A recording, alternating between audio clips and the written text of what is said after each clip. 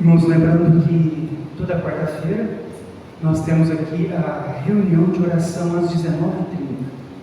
E é muito importante nós virmos até a casa de Deus juntos para orarmos. Um dia perguntaram para um grande teólogo o que era mais importante, ler a Bíblia ou orar? E a resposta que ele deu é: o que é mais importante para um pássaro? A asa da direita ou a asa da esquerda? Então, para nós, as duas coisas são importantes: nós lermos a Bíblia, conhecer as Escrituras, mas também orarmos. Então, deixo o convite aos irmãos toda quarta-feira às 19h30. Convido a igreja a abrir na primeira carta do apóstolo Paulo aos Coríntios, no capítulo 14.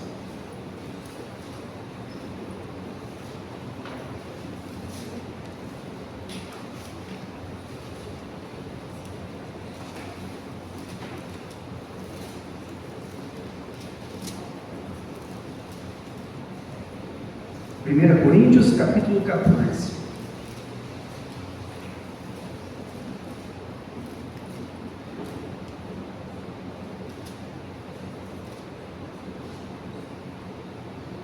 Estaremos lendo a partir do versículo 1.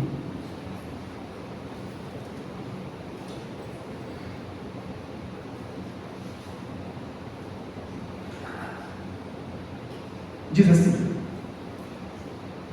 segui o amor e procurai com zelo os dons espirituais, mas principalmente que profetizeis.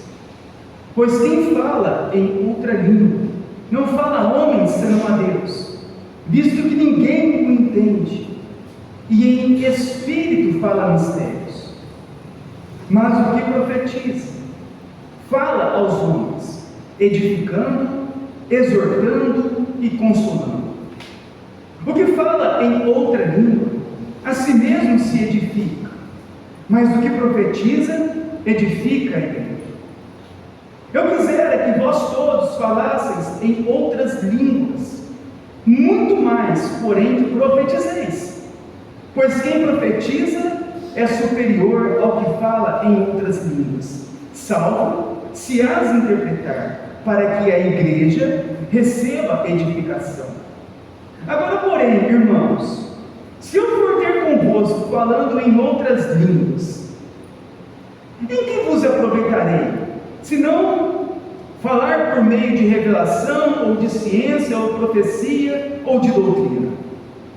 É assim como instrumentos inanimados, como a flauta ou a cítara, quando emitem sons, e se não os derem bem distintos, como se reconhecerá o que toca a flauta ou a cítara?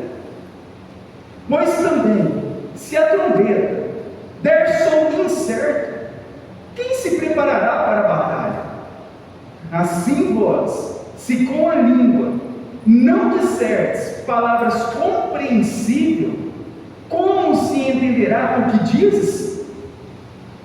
Porque estareis como se falasseis ao ar. Há, sem dúvida, muitos tipos de vozes no mundo, nenhum deles, contudo, sem sentido. Se eu, pois, ignorar a significação da voz, serei estrangeiro para aquele que fala, e ele estrangeiro para mim. Assim, também vós, visto que desejais dons espirituais, procurai progredir para a edificação da igreja. Pelo que o que fala em outra língua deve orar para que a possa interpretar. Porque se eu orar em outra língua, o meu espírito ora de fato, mas minha mente fica infrutífera. Que farei, pois? Orarei com o espírito, mas também orarei com a mente. Cantarei com o espírito, mas também cantarei com a mente. E se tu bendisseres apenas em espírito, como dirá o indouto, o amém, depois da ação, da tua ação de graças, visto que ninguém entende o que dizes? porque tu de fato dá bem as graças, mas o outro não é edificado. Dou graças a Deus, porque falo em outras línguas mais do que todos vós. Contudo, prefiro falar na igreja 5 palavras com meu entendimento, para instruir outros a falar 10.000 palavras em outra língua. Até aqui, vamos orar. Senhor Deus, nós estamos diante deste texto e precisamos que o Senhor abra o nosso coração e o nosso entendimento, para nós compreendermos a Tua palavra e obedecermos a Tua palavra. Que nessa noite, Senhor, o Teu Espírito Santo possa nos despertar para obedecermos a Ti e compreendermos o que realmente significa tanto a profecia como o dom de variedades de línguas. Que o Senhor possa nos instruir conforme a Tua palavra. É o que eu peço e oro em nome do Teu Filho Jesus. Amém. Irmãos, então hoje eu darei continuidade à nossa série de 1 Coríntios. Nós viemos ao longo do tempo estudando todo o livro, e hoje eu continuarei a partir do capítulo 14. Então eu queria recordar um pouco para nós entendermos o que estava acontecendo aqui neste momento. A cidade de Corinto, nessa época, era uma das maiores e mais importantes cidades do Império Romano. Havia nessa cidade pelo menos 10 grandes templos pagãos. Entre esses templos, o templo da deusa do amor, Afrodite, mostrando que o povo dessa cidade era muito religioso. Muitas igrejas, muitos templos pagãos, muitas religiões espalhadas por toda a cidade, mostrando que eles eram religiosos, eles buscavam a um Deus, mas não ao Deus verdadeiro. Eles não conheciam um Deus verdadeiro. O apóstolo Paulo, então, ele vai evangelizar essa cidade, e muitas pessoas de Corinto se convertem ao cristianismo, e então inicia-se uma igreja nessa cidade. Paulo, depois de plantar essa igreja, ele vai continuar as suas viagens missionárias para outras regiões. Mas depois de um tempo, Paulo ele recebe a notícia de alguns problemas que estavam acontecendo nessa igreja. E ele então vai escrever essa carta para tentar resolver esses problemas. Então Paulo ele planta essa igreja nessa cidade que era uma das maiores e mais importantes do Império Romano, um povo muito religioso, mas que desconhecia Cristo. Muitos, após ouvirem o Evangelho, se convertem, e ali então inicia-se uma igreja. Ao iniciar a igreja, Paulo permanece ali por um tempo, mas logo ele prossegue nas suas viagens missionárias para outras regiões. Mas o que vai acontecer é que Paulo ele vai ser informado que nessa igreja que ele formou, estava acontecendo alguns problemas.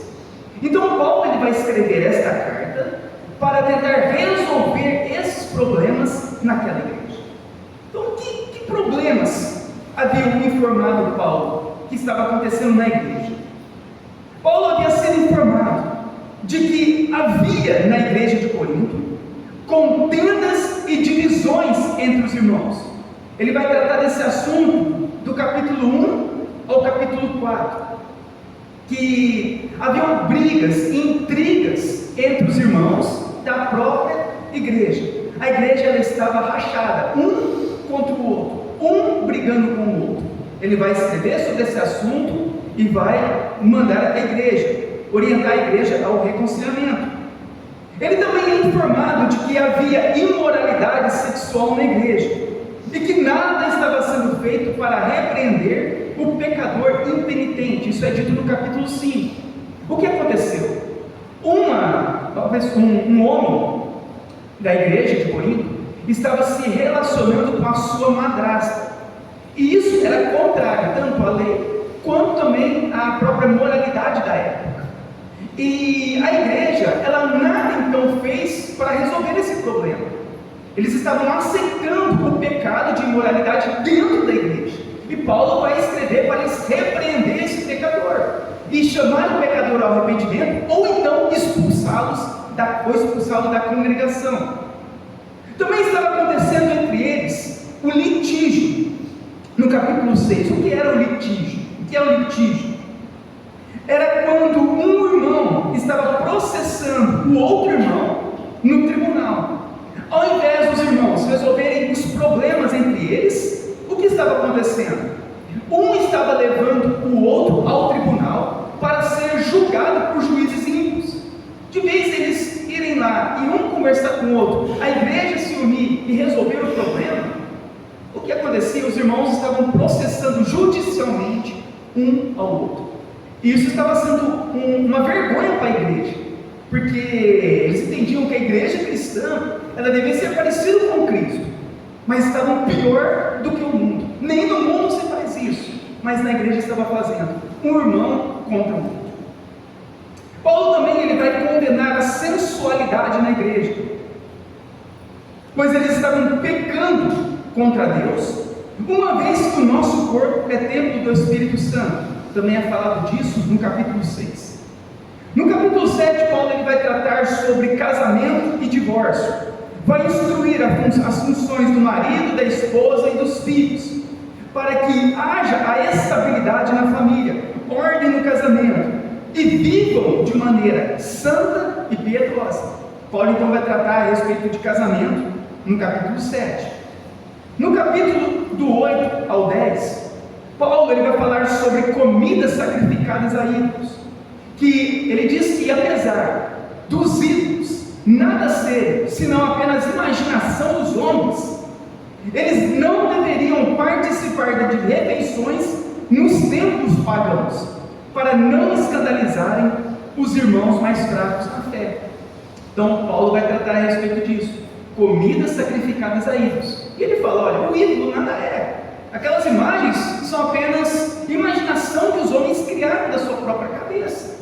Mas apesar disso não ser nada, o fato das pessoas participarem das comidas sacrificadas ao ídolos no templo, nos templos pagãos, estavam escandalizando os outros irmãos que viam. Então Paulo fala o quê? Se estamos escandalizando, não comemos então mais dessa carne, porque a prioridade é manter a ordem na igreja, está acima da nossa vontade. Ele também fala sobre o uso do véu, no capítulo também, ali no capítulo 10, e ele também vai tratar a respeito da modéstia cristã, sobre as vestimentas, que as nossas roupas devem ser respeitadas, tanto dentro da igreja, como no ambiente fora da igreja, que deve haver a modéstia cristã. Então ele vai tratar a respeito disso, da modéstia.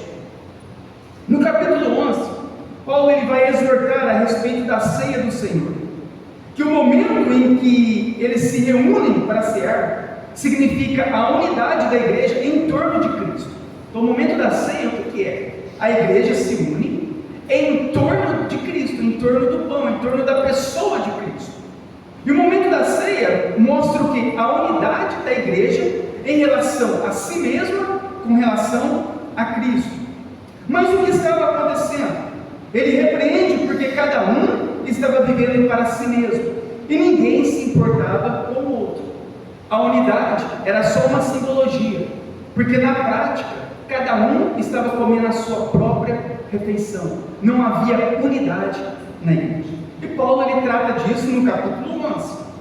No capítulo 12, Paulo ele vai tratar sobre os dons e a unidade da igreja, que somos um corpo e que este corpo deve ser edificado mutuamente, e cada um com o seu dom deve cooperar para a edificação da igreja. No capítulo 13, Paulo ele fala sobre o amor, que a motivação para servirmos os irmãos deve ser o amor e não os nossos próprios interesses, e que é em vão manifestar dons se nós não amarmos uns aos outros. Eles manifestavam dons, mas eles não estavam agindo por causa do amor. A motivação era a própria glória. Então nós já estudamos sobre tudo isso, ao longo do ano passado e parte deste ano. E hoje então nós daremos continuação nesse capítulo 14. E nesse capítulo que Paulo ele vai falar? Ele vai corrigir os equívocos a respeito do dom de variedade de línguas e o dom de profecia.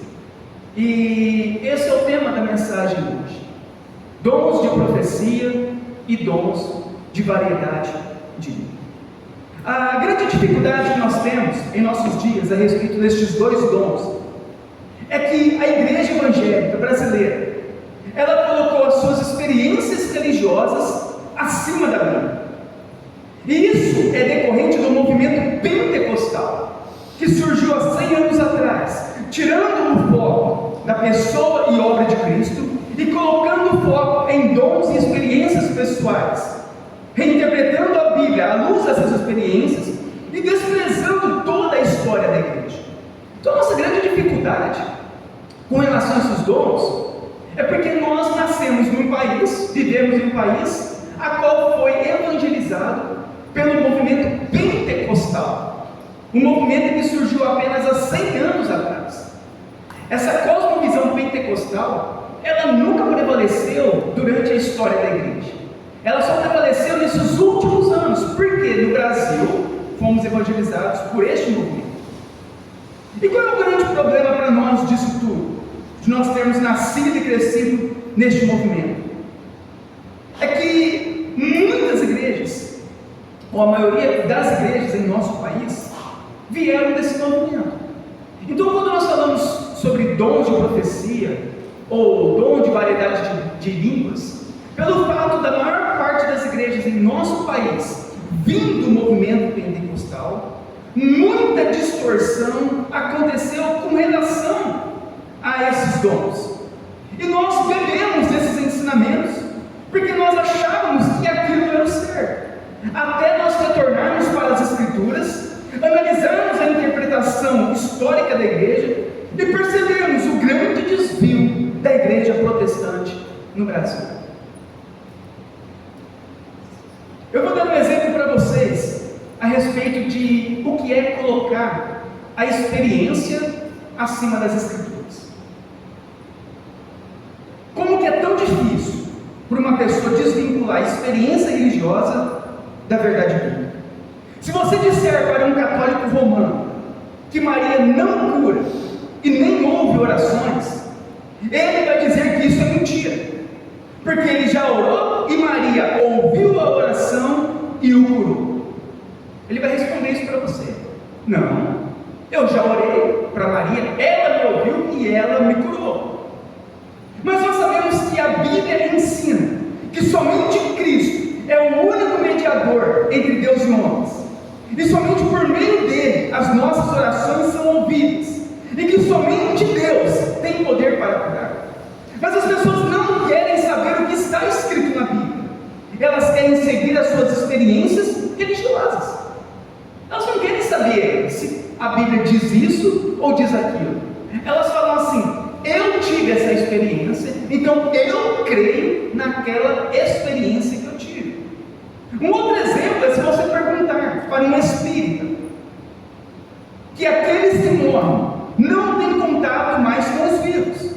Eles vão dizer que isso não é verdade, porque eles já tiveram experiências de falar, de ouvir e até ver vultos de pessoas que já morreram.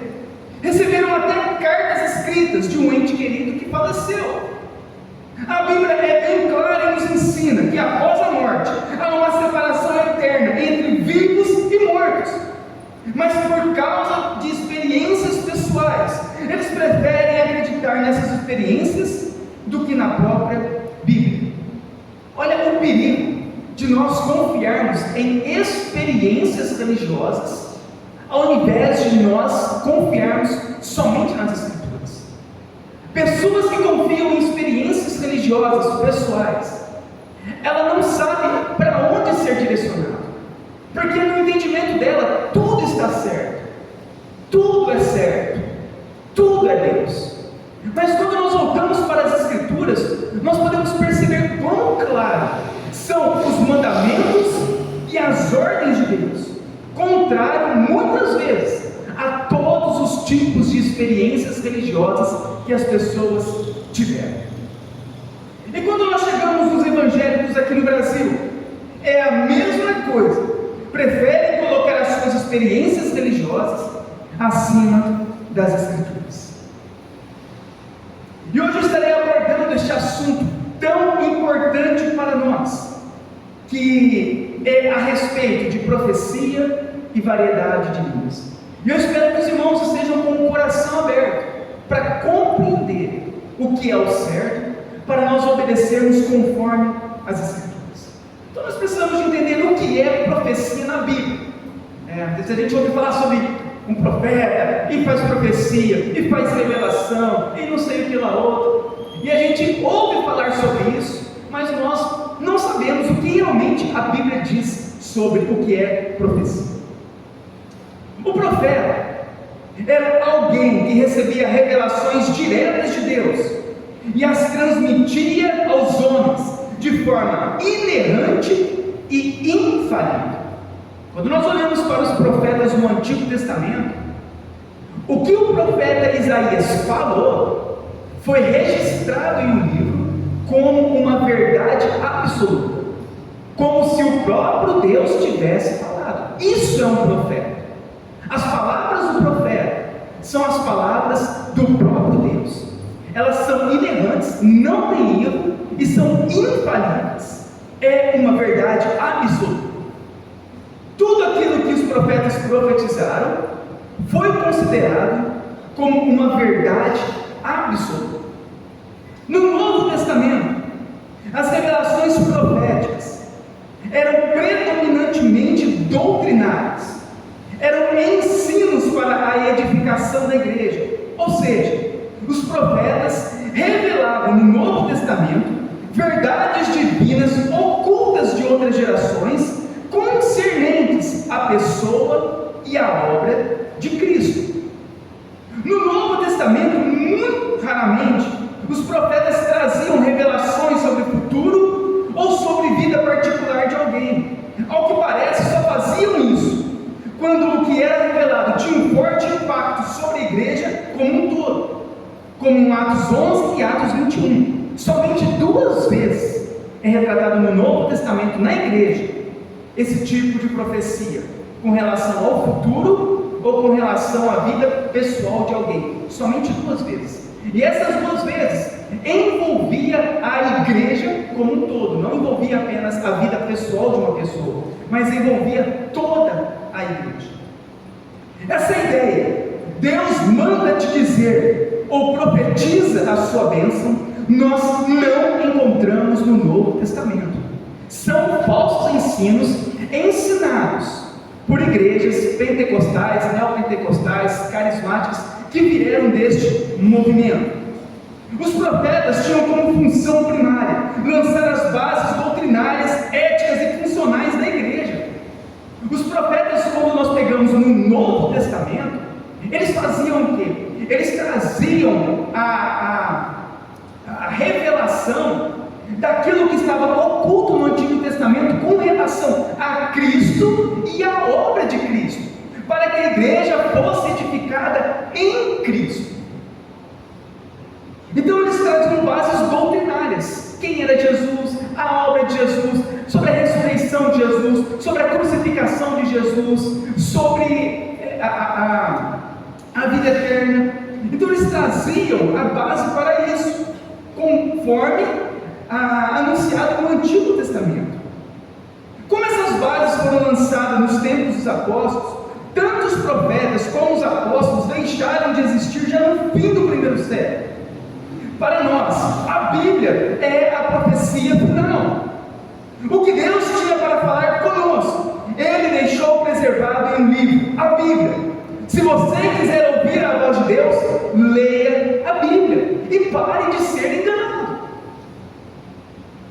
Nós entendemos que a Bíblia, agora que nós temos a Bíblia, ela é a revelação final de Deus. O que Deus tinha para revelar, falar ao seu povo, Ele deixou registrado e nas Escrituras. É por meio da Bíblia que nós agora ouvimos a voz de Deus. É por meio da Bíblia que nós somos instruídos com relação a Deus. Tudo que nós precisamos para conhecer Deus, para termos fé em Cristo, para sermos salvos, nós encontramos na Bíblia. Então os profetas, os apóstolos, eles fizeram o quê? Edificaram a igreja com base na obra e pessoa de Jesus Cristo. Você pode olhar todas as pregações dos apóstolos, todos os livros do Novo Testamento, tudo é direcionado para a obra e a pessoa de Cristo. Então, os profetas, eles faziam essa função. Uma vez que nós agora temos a Bíblia escrita, a Bíblia finalizada, nós agora temos como profecia final as Escrituras. É a Bíblia que é hoje nosso único livro de fé e salvação. E o que é o dom de variedade de línguas? O dom de variedade de línguas era a capacidade dada pelo Espírito Santo para alguns cristãos falarem as grandezas de Deus em qualquer idioma, para que o Evangelho pudesse ser pregado a todas as nações. O único exemplo desse dom na prática é o de Atos 2, em que eles ouviram falar em suas línguas maternas as grandezas de Deus. Não eram línguas estáticas, nem desconexas, nem sílabas repetidas, nem êxtases descontrolado, nem algo sem sentido. Esse dom era sempre acompanhado também pelo dom de interpretação. Então, quando nós falamos sobre línguas na Bíblia, Paulo chama esse dom de variedade de línguas. Por que variedade de línguas? Porque era um dom que permitia àqueles irmãos pescadores evangelizar todo o mundo, indo em cada nação, em cada aldeia, em cada povoado, e pregar o Evangelho no idioma daquelas pessoas, sem nunca ter aprendido aquele idioma. Então é isso o que a Bíblia ensina como dons de variedades de línguas. É o poder que eles tinham para ministrar o Evangelho a todas as nações. Jesus falou que, olha, agora vocês vão por todas as nações e preguem o Evangelho por todo lugar. Como aqueles homens pescadores simples, galileus, iriam pelo mundo inteiro e para pregar para o mundo inteiro o Evangelho? Seria impossível. Mas como eles conseguiram alcançar todas as nações? As pessoas não fazem essa pergunta, porque o Evangelho foi propagado por todas as nações naquela época. Como isso foi possível? Por causa do dom de variedade de línguas. Eles tinham, pelo poder do Espírito Santo, a capacidade de ministrar o Evangelho em qualquer idioma. Logo, eles foram por todas as partes, e eles então conseguiram pregar o Evangelho para todos os povos. Essa língua que nós conhecemos hoje, chamada de Labachúria, não existe nem na Bíblia e nunca foi manifestado na história da igreja. Ela foi criada há 100 anos atrás, no movimento pentecostal. Por incrível que pareça, alguns carismáticos da igreja católica também oram nessa língua. Você pode procurar na internet, os padres orando na língua Labachúria.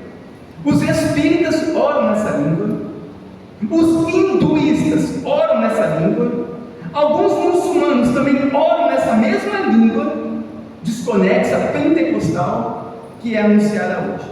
Mas ninguém hoje ora em outros idiomas, conforme o verdadeiro dom descrito na Bíblia. Temos documentos dos pais da igreja, que já nos primeiros séculos desconheciam a manifestação desse dom. Nenhum grande teólogo da história, nenhum grande pastor, nenhum grande pregador, nenhum grande missionário da história da igreja orou nessa língua. Nenhum reformador, nenhum puritano, ninguém nunca orou nessa língua, a qual é apresentada pelas igrejas pentecostais aqui no Brasil, durante toda a história da igreja. Depois dos apóstolos, os escritos que nós temos dos pais da igreja Eles escreveram, deixaram documentos, a qual eles desconheciam a manifestação do dom de variedade de línguas já nos primeiros séculos. E isso permaneceu durante toda a história da igreja. Mas 100 anos atrás, iniciou-se um chamado movimento pentecostal, a qual praticamente quase todas as igrejas heréticas, seitas, são desse movimento, aqui em nosso país. E eles trouxeram não a língua conforme as escrituras, mas trouxeram um outro modelo de língua, a qual é compartilhado por outros tipos de religiões também. As pessoas não sabem disso. Elas acham que a igreja sempre orou nessa língua da Bachúria, e acham que isso sempre existiu. Mas não, nós não temos nenhum relato em toda a história da igreja. Então vamos ao versículo 1.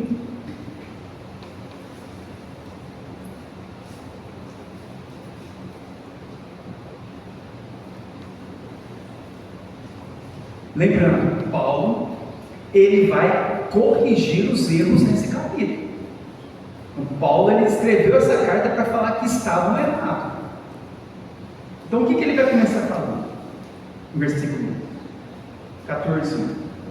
Segui o amor e procurai com zelo os dons espirituais, mas principalmente que profetizeis. Segui o amor e procurai com zelo os dons espirituais. O amor era o que Paulo tinha acabado de ensinar no capítulo 13. O amor pelos outros, pelos irmãos, deve ser a motivação para procurarmos com zelo os dons espirituais, com a finalidade de nós ajudarmos a igreja na sua edificação, e não procurar dons para promover a nossa própria vida.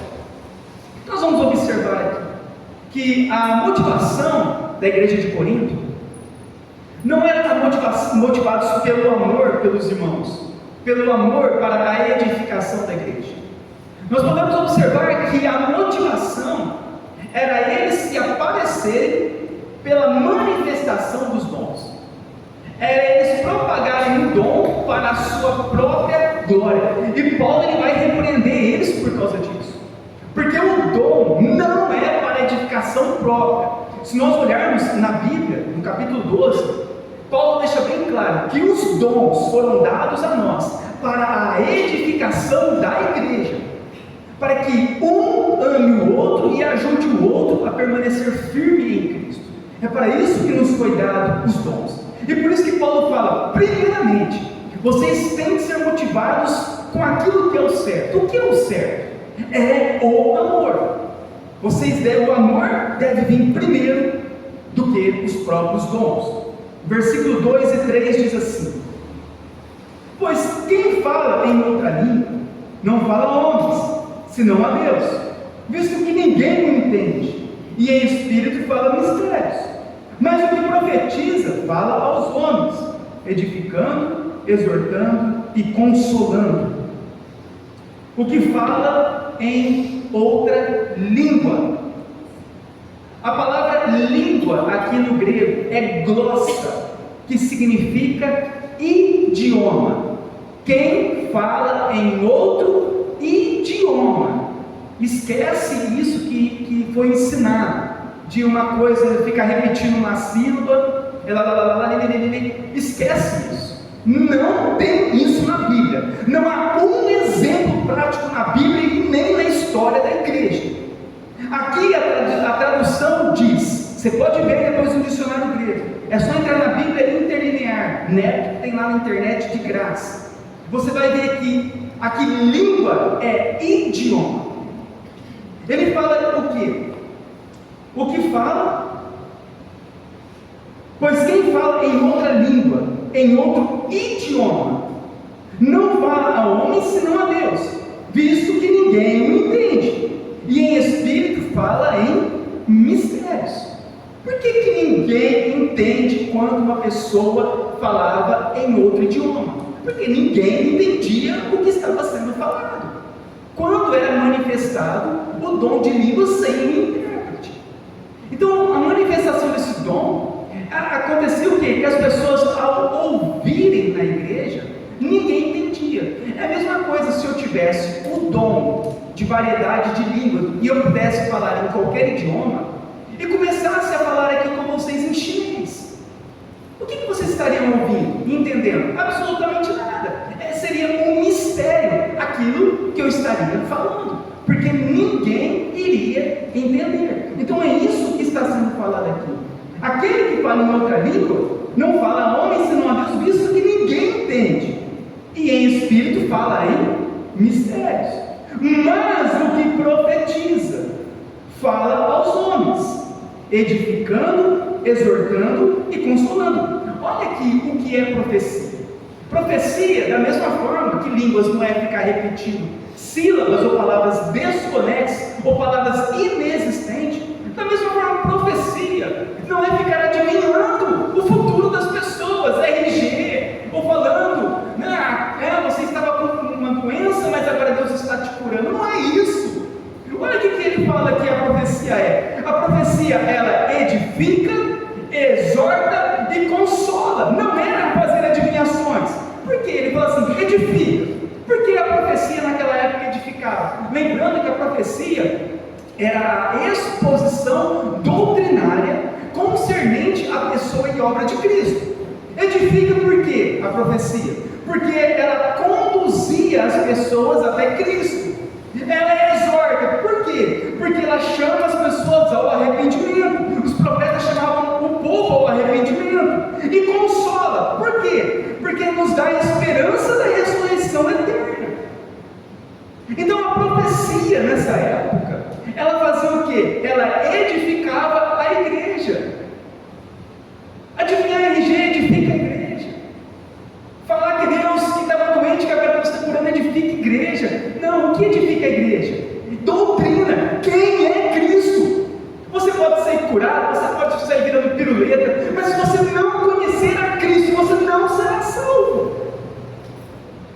É isso que Paulo está falando. E quer nos instruir que a profecia verdadeira é aquela que nos conduz a Cristo, aquela que nos exorta ao arrependimento, aquela que nos consola, que nos dá a esperança de uma ressurreição eterna.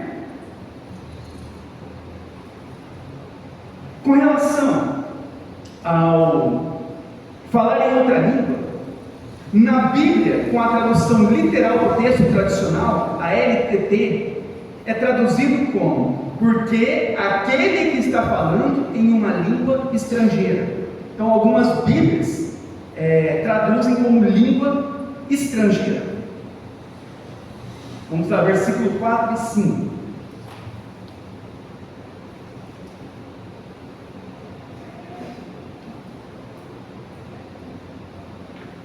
Vai entendendo? Língua aqui é idioma. Vai ficar bem fácil agora para você entender nessa tradução. O que fala em outra língua, em outro idioma, a si mesmo se edifica. Mas o que profetiza, o que anuncia as Escrituras, edifica a igreja. Eu quisera que vós todos falassem em outras línguas, em outros idiomas, muito mais, porém, que profetizasseis. Pois o que profetiza, o que exorta, o que ensina, o que leva a Cristo, é superior ao que fala em outras línguas, em outros idiomas, salvo se as interpretar, para que a igreja receba edificação. Então, se houver a interpretação, a igreja vai ser também edificada. Mas caso não, ele diz o quê? Fale e exorte com a profecia, com os ensinamentos. Os dons, eles foram dados para que haja uma edificação da igreja, não para uso particular. Por isso Paulo, ele falou que o dom de profecia é superior ao de língua, porque todos entendem a mensagem, e então são edificados. Quando aqui nós estamos pregando o Evangelho, anunciando o Evangelho, toda a igreja está sendo edificada. Agora imagina se eu começar a falar em outro idioma, vocês vão ficar perguntando, mas o que ele está falando? Nós não estamos entendendo nada. Pior ainda, começar a falar na língua da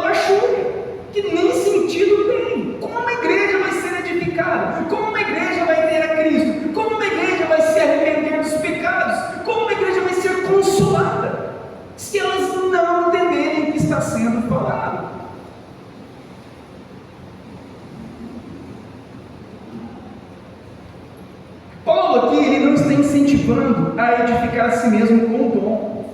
Ele está exortando que a forma como estava usando o dom estava errada, porque o dom é para a edificação da igreja. As pessoas leem esse versículo, o que ora em outra língua e tu que ama edifica a si mesmo.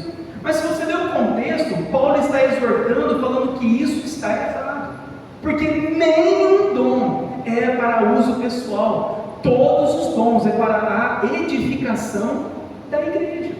É bem simples. E quando a igreja então é edificada? Por meio das línguas. Ele termina no versículo 5. Quando tiver um intérprete, então ali haverá a edificação da igreja. No versículo 6 ao 9.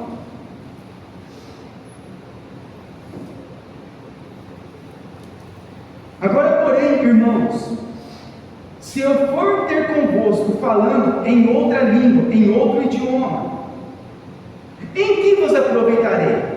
Se eu não vos falar por meio de revelação, de ciência, de profecia ou doutrina, ou seja, se eu não falar com vocês de um modo com que vocês entendam, qual é o proveito de eu falar em outro idioma?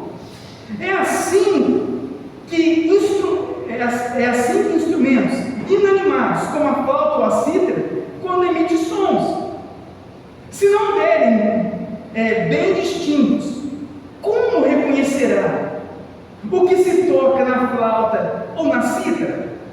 Então o que ele está falando? Se quando você toca um instrumento, se você pega um instrumento todo desafinado, ou toca um instrumento totalmente desconexo, começa a bater no instrumento e tocar, imagina você que nunca tocou um instrumento, você pega o violão na mão, você vai começar a tocar, fala assim, toca uma música, você vai ficar tocando lá, mas que música é essa? Não, ninguém entende o que está sendo tocado, porque as notas estão desconexas, não tem sentido.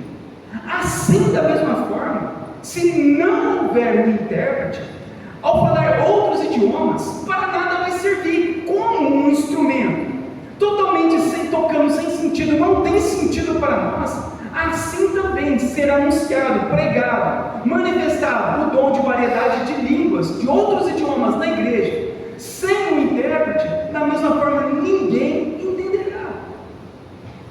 E ele continua no 9. Assim vós, no 8, desculpa, pois também se a trombeta der som incerto, quem se preparará para a batalha?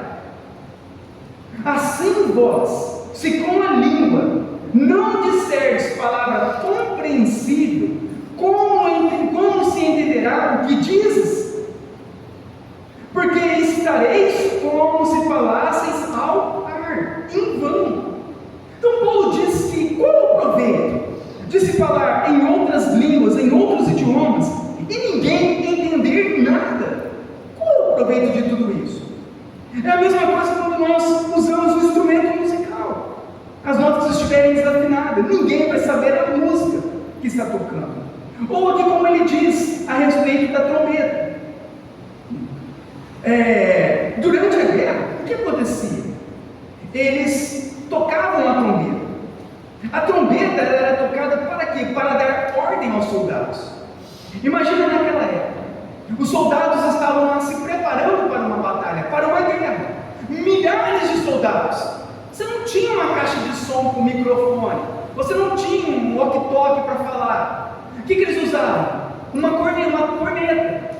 Para quê? Para que ao som daquela trombeta, eles então identificassem o que eles deveriam fazer. Então havia sons que eram próprios para se iniciar a guerra. Eles estavam esperando. Será que vamos para a guerra? Será que é para cancelar a guerra? Então, através do som da trombeta, eles conseguiam identificar a batalha, o que eles deveriam fazer na batalha.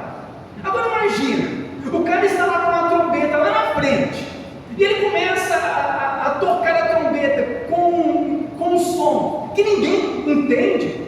O exército vai se perder. O que nós vamos fazer? Vai para a guerra? Não vai? Nós não estamos entendendo nada do que este homem está tocando com a trombeta. É o que ele fala no 8. Como vão se preparar para a batalha se a trombeta der um som certo?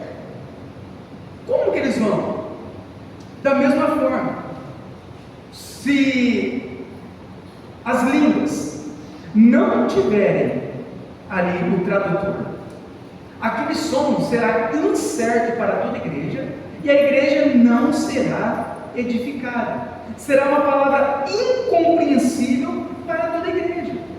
Mostrando o quê? Que as línguas, elas têm significado naquela época e propósito.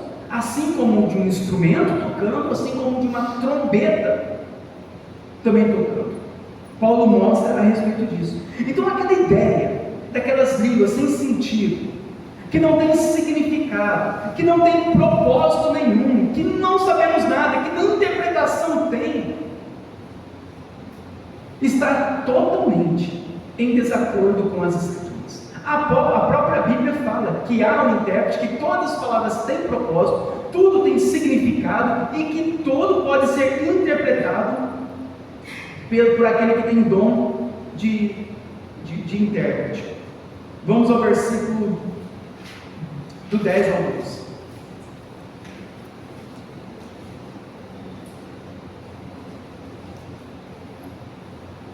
Há, sem dúvida, muitos tipos de vozes no mundo. Olha que novamente, idiomas. Ele está falando que há muitos idiomas no mundo. E nenhum deles, contudo, sem sentido. Então todos os idiomas têm um sentido. Se eu, pois, ignorar a significação da voz, eu serei um estrangeiro para aquele que fala. Novamente mostrando que as línguas faziam com que ele se tornasse estrangeiro para aquele que fala, ou estrangeiro para o que ouve. No versículo 12: assim também vós, visto que desejais dons espirituais, procurai progredir para a edificação da igreja. Então há muitos tipos de vozes no mundo, e todas as vozes têm um sentido, mostrando que o dom de variedade de línguas são idiomas, e como idiomas, cada um deles tem um sentido. Se não houver intérprete, aquele que fala é como um estrangeiro para mim. Logo, devemos progredir para que a igreja seja edificada. Como a igreja vai ser edificada se ela não entende o que está dizendo? Como aquelas palavras que estão sendo ditas, se não são idiomas, não há interpretação, não tem interpretação, não são bíblicas. Até que nós podemos observar claramente que as línguas do dom verdadeiro eram idiomas, tinham um sentido, não eram palavras desconexas, não eram repetições de sílabas, mas eram idiomas que deveriam ser traduzidos para que a igreja pudesse ser edificada, caso manifesto na igreja. Então, o dom de variedade de línguas era isso. Eram idiomas que eles tinham a capacidade de anunciar o evangelho para todas as pessoas. Paulo, ele vai falar que esse dom, para ser usado na igreja, não era muito adequado, salvo se tivesse um intérprete. Mas nós vamos tratar depois, mais para frente, até a respeito disso. Mas você vê que Paulo, com relação a esse uso dentro da igreja, ele vai repreender em muitos pontos, mostrando a importância da significação, da interpretação, da edificação da igreja. Do versículo 13 ao 17, diz assim: pelo que o que fala em outra língua, em outro idioma, deve orar para que a possa interpretar. Porque se eu orar em outra língua, meu espírito ora de fato, mas minha mente fica infrutífera, não entende. O que farei depois? Orarei com o espírito, mas orarei com a mente. Cantarei com o espírito, mas cantarei com a mente. E se tu bendisseres apenas em espírito, como dirá o indouto o amém, depois da tua ação de graças, visto que ninguém entende o que dizes? Porque tu de fato dá bem as graças, mas o outro não é edificado. Então Paulo está dizendo que o uso desse dom de variedade de línguas no culto deve ser acompanhado de interpretação, para que haja edificação da igreja. O intuito é que a igreja seja edificada. De que forma? Conduzida até Cristo, para que se arrependam dos pecados e sejam salvos. É para isso. A manifestação dos dons, do dom de línguas na Bíblia, tinha esse intuito que nós lemos. Eles anunciavam as grandezas de Deus, para que o povo se arrependesse e colocasse a sua fé em Cristo. Na igreja é a mesma coisa. Tudo deve converter a Cristo. Quando as coisas param de converter a Cristo e se converte para outros lados, a gente tem que ficar atento, porque alguma coisa está errada. Porque tudo tem que convergir à pessoa de Cristo. Tudo que é feito no culto é para nós irmos até Cristo, crermos em Cristo, colocar a nossa fé em Cristo e sermos salvos em Cristo. O indulto que fala aqui no versículo 16, o que é o indulto? É aquele que não conhece as Escrituras, o ignorante. Como alguém pode dizer amém se não está entendendo nada do que está sendo dito? Como alguém pode ser salvo se ele não for instruído a